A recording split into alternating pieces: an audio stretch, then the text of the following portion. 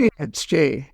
I'm here today to talk about how our muscles use bones as levers to move around in the world. Imagine if I wanted to drink this cup of coffee, I needed a muscle that moved the entire distance from the cup to my mouth. That would take a really long muscle that used tons of ATP.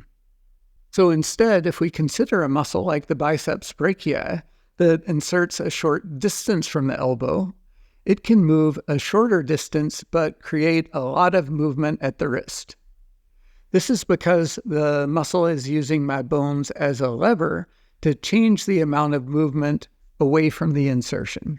Lever is a simple machine that changes the way a force applied in one place acts on a load in a different place. Any lever has two parts, a rigid beam and a fulcrum around which the beam pivots. An example a lot of people are familiar with is a seesaw, where if I push down on one side of the seesaw, I can raise a load on the other side of the seesaw. I can also use a small amount of force to lift a heavy load, like a child lifting an adult, by moving the adult closer to the fulcrum of the seesaw. There are three classes of levers, class 1, 2, and 3. The class 1 lever is like the seesaw I just described, that changes the direction of an applied force by moving the load to the opposite side of the fulcrum.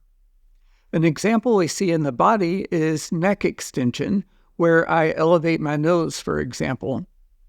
When the neck extensor muscles on the posterior side of my body shorten or pull down, my nose rises. The rigid beam in this system consists of the fused bones of my cranium and face, and the fulcrum is a joint between my occipital bone and atlas, or first cervical vertebra. A class 2 lever increases the magnitude of an applied force by placing the load between the applied force and the fulcrum. An example you might be familiar with is a wheelbarrow, where I can use a light force at the handles to lift a really heavy load in the bed of the wheelbarrow. You'll notice that even if I move the handles a long distance, the load doesn't rise as much, but the advantage is I can apply a lot of force. An example of a class 2 lever in the body is when we use our calf muscles to lift our body weight. The rigid beam in this case is made up of the bones in our feet, and the fulcrum is the ball of our foot. The calf muscles insert at the posterior aspect or the posterior end of the calcaneus, so the load of my body weight at the ankle is closer to the ball of my foot. So I can lift the entire weight of my body with less force generated by the muscles in my calf. If we move the load farther from the fulcrum than the applied force, then we have a class 3 lever. A class 3 lever increases the distance and speed of a movement, but requires that I input more force. An example would be if I use this stick to throw a ball a long way for my dog to chase. This is a complicated movement that involves a lot of joints, but let's look at the wrist. The fulcrum in this case is my wrist. The rigid beam is moved by my hand, this stick, and the load is a tennis ball. Even though my hand isn't moving a long distance, the ball moves a great distance and in a lot higher rate of speed. Most of the levers in our body are class 3 levers, including like when I moved my wrist closer to my mouth with the biceps brachii. All right, if you don't want to do any math, you can go ahead and skip to the summary. If you want a few more details, you'll notice we can explain everything about levers if we know that torque along the beam is constant. For example, if we apply a force of 10 newtons, 1 meter from this fulcrum in a counterclockwise direction, we know that the torque is 10 newton meters. If we're using a class 2 lever and we place this load, say 0.5 meter from the fulcrum, between the fulcrum and the applied force, torque is still going to be 10 newton meters counterclockwise, so the resulting force is 20 newtons.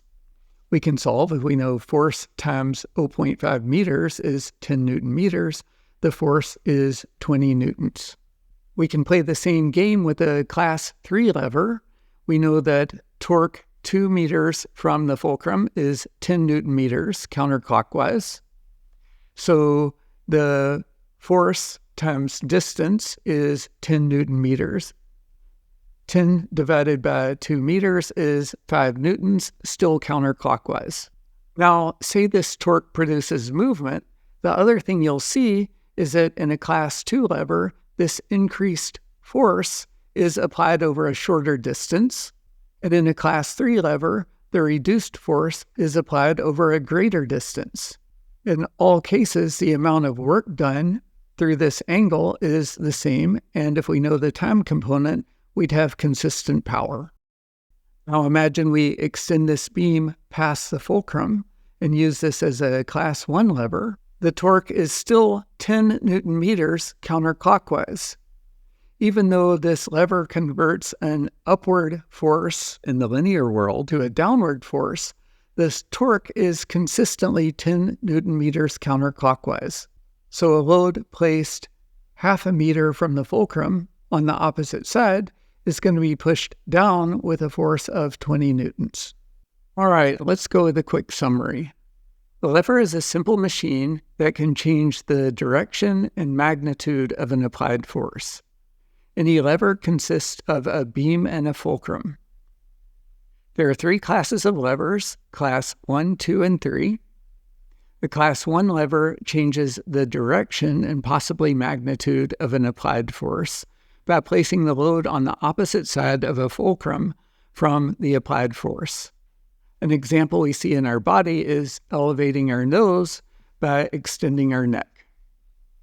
The class 2 lever increases the magnitude of an applied force by placing the load between the fulcrum and the applied force.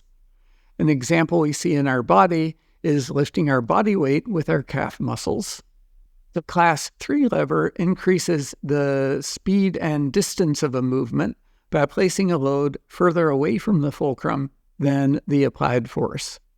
Most of the levers in our body are class 3 levers. The example we looked at most closely was our biceps brachii flexing the elbow. Torque and any resulting work or power are consistent along the beam. So if we know what's happening at one point in the lever system, we can figure out what's happening anywhere else. Fortunately, evolution figured out levers before it worked too hard on a cerebrum, so I've never needed a stupid long muscle to drink a cup of coffee.